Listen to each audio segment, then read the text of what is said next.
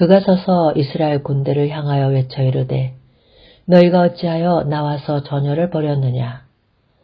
나는 블레셋 사람이 아니며 너희는 사울의 신복이 아니냐. 너희는 한 사람을 택하여 내게로 내려보내라. 그가 나와 싸워서 나를 죽이면 우리가 너희 종이 되겠고 만일 내가 이겨 그를 죽이면 너희가 우리 종이 되어 우리를 섬길 것이니라.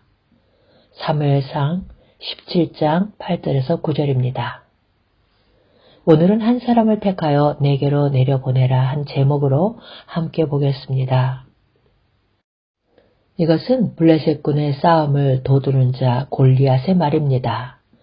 골리앗의 제의는 대표자 간에 1대1로 싸워서 승패를 가리자는 것입니다. 그런데 문제의 심각성은 이스라엘 진영에는 대표자로 나설 자가 없다는 데 있습니다. 그리고 이것이 이스라엘의 이야기가 아니라 온 인류의 문제가 되는 것은 하나님의 구원 계획은 블레셋과의 전쟁에서 승리함으로 이루어지는 것이 아니라 사망의 권세를 잡은 자, 곧 마귀를 멸하여야만 하기 때문입니다. 그런데 사람 중에는 사탄과 겨루어 이길 수 있는 대표자가 없다는데 문제의 심각성이 있었던 것입니다. 블레셋 사람들은 이쪽 산에 섰고 이스라엘은 저쪽 산에 섰고 그 사이에서 골짜기가 있었더라 합니다. 하나님께서는 원복음을 통해서 여자의 후손과 뱀의 후손, 두 부류로 갈라지게 될 것과 두 진영 사이에는 적대감이 있게 될 것을 말씀하셨는데 본문의 양상은 창세기 3장 15절의 대결 양상을 상징적으로 보여주고 있다 하겠습니다. 이 문제에 대한 해답을 깨닫기 위해서는 배경적인 설명이 필요합니다. 이스라엘 모든 장로가 모여 라마에 있는 사무엘에게 나아가서 그에게 이르되 보소서 당신은 늙고 당신의 아들들은 당신의 행위를 따르지 아니하니 모든 나라와 같이 우리에게 왕을 세워 우리를 다스리게 하소서 하고 왕을 세워달라고 구했습니다. 그렇다면 선민 이스라엘에는 이제까지 다스리는 왕이 없었단 말인가 하는 물음을 제기하게 합니다. 이것이 문제가 되는 것은 사사기를 통해서 본 바와 같이 현대교회도 왕이 없는 양 사람이 각각 그 소견에 옳은 대로 행하고 있는 실정이기 때문입니다. 이렇게 해서 세움을 받은 왕이 사울입니다.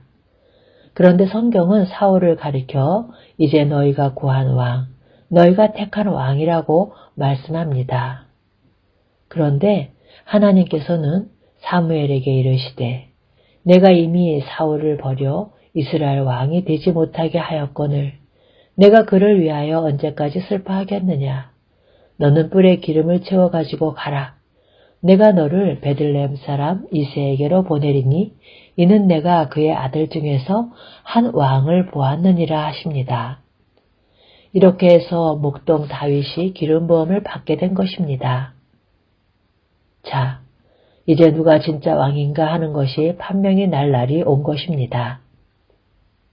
만일 사울이 대표자로 나서서 골리앗을 물리친다면 사울이 왕이라는 점이 입증이 될 것입니다. 그런데 이스라엘 진영에서는 사울과 온 이스라엘이 블레셋 사람의 이 말을 듣고 놀라 크게 두려워하니라 할 뿐 대표자로 나서서 내 머리를 상하게 하리라 할 자가 없었던 것입니다. 그럼 해답 부분을 보겠습니다. 이때 다윗이 등장을 합니다. 그리하여 싸움을 돕고는 골리앗의 망령된 말을 듣게 됩니다. 그리고는 이 할례받지 않은 블레셋 사람이 누구이기에 살아계시는 하나님의 군대를 모욕하겠느냐 하고 분개합니다. 바로 이것입니다. 복음전도의 참된 동기가 무엇인가? 하나님을 대적하는 사탄에 대한 적대감입니다. 다윗은 여호와여, 내가 주를 미워하는 자들을 미워하지 아니하오며 주를 치러 일어나는 자들을 미워하지 아니하니이까? 내가 그들을 심히 미워하니 그들은 나의 원수들이니다. 즉 하나님의 원수는 나의 원수라고 말하는 것입니다. 그런데 현대교회의 경향은 적대감은커녕 마귀라는 말을 듣기 싫어하고 사단의 존재를 인정하려고도 하지 않습니다. 다윗이 블레셋 사람에게 이르되 너는 칼과 창과 단창으로 내게 나아오거니와 나는 만군의 여호와의 이름 곧 내가 모욕하는 이스라엘 군대의 하나님의 이름으로 내게 나아가느라 하고 오늘 여호와께서 너를 내 손에 넘기시리니 내가 너를 쳐서 내 목을 베고 블레셋 군대의 시체를 오늘 공중의 새와 땅의 들짐승에게 주어 온 땅으로 이스라엘에 하나님이 계신 줄 알게 하겠고 또 여호와의 구원하심이 칼과 창에 있지 아니함이 이 무리에게 알게 하리라. 전쟁은 여호와께 속한 것인즉 그가 너희를 우리 손에 넘기시리라 하고 선포하면서 나아갑니다. 전쟁은 여호와께 속한 것이라고 선언합니다. 역대하 20장 15절에서도 이 전쟁이 너희에게 속한 것이 아니요 하나님께 속한 것이니라 하고 말씀합니다. 이는 일반적인 의미로 하는 말이 아니라 영적 전쟁에는 하나님의 이름과 명예가 걸려있는 전쟁이라는 부속사적인 의미인 것입니다. 다윗은 지금 여호와의 전쟁을 만군의 여호와의 이름으로 싸우고 있는 것입니다. 얼굴에 붉은 티가 아직 가시지 않은 소년 다윗과 키가 구척 같은 골리앗과의 대결을 상상해 보시기 바랍니다. 육신을 입고 오신 그리스도와 사단의 대결이 이와 같았던 것입니다. 이사야 선지자는 우리가 전한 것을 누가 믿었느냐? 여호와의 팔이 누구에게 나타났느냐? 그는 주 앞에서 자라나기를 연한 순 같고 마른 땅에서 나온 뿌리 같아서 고운 모양도 없고 풍채도 없은즉 우리가 보기에 흠모할 만한 아름다운 것이 없도다 하고 예언합니다. 블레셋 사람이 일어나 다윗에게로 마주 가까이 올 때에 다윗이 블레셋 사람을 향하여 빨리 달리며 손을 주머니에 넣어 돌을 가지고 물매로 던져 블레셋 사람의 이마를 치매 돌이 그의 이마에 박히니 땅에 엎드려지니라. 다윗이 이같이 물매와 돌로 블레셋 사람을 이기고 그를 쳐 죽였으나 자기 손에는 칼이 없었더라 합니다. 그렇다고 물매로 이긴 것도 아닙니다. 만군의 여호와의 이름으로 이긴 것입니다. 다윗이 달려가서 블레셋 사람을 밟고 그의 칼을 그 칼집에서 빼내어 그 칼로 그를 죽이고 그의 머리를 베니 블레셋 사람들이 자기 용사의 죽음을 보고 도망하는지라. 이스라엘과 유다 사람들이 일어서서 소리 지르매 블레셋 사람들을 쫓아 가이와 에그론 성문까지 이르렀고 블레셋 사람들의 부상자들은 사하라임 가는 길에서부터 가드와 에그론까지 엎드려졌더라 합니다. 그럼 해설 부분을 보겠습니다. 사울이 그에게 묻되 소년이여 누구의 아들이냐 하니 다윗에 대답하되 나는 주의 종 베들레헴 사람 이새의 아들이니이다 하니라. 성경은 무엇을 숨기고 있습니까? 이새의 아들이라고 말할 뿐 다윗이라는 이름을 드러내지 않고 있습니다.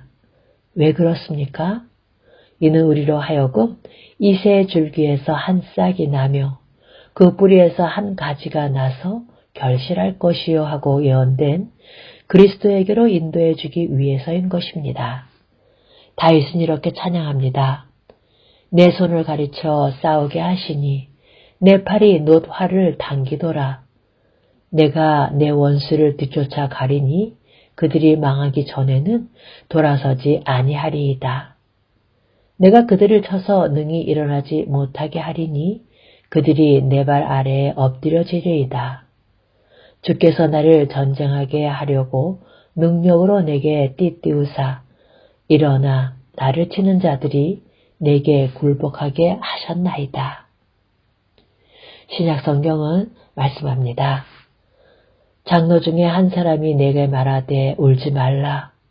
유다 지파의 사자 다윗의 뿌리가 이겼으니 그 두루마리와 그 7인을 떼시리라 하더라 하고 주님은 말씀하십니다.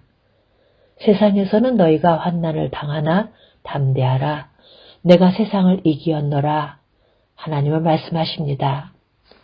용사가 빼앗은 것을 어떻게 도로 빼앗으며 승리자에게 사로잡힌 것을 어떻게 건져낼 수 있으랴.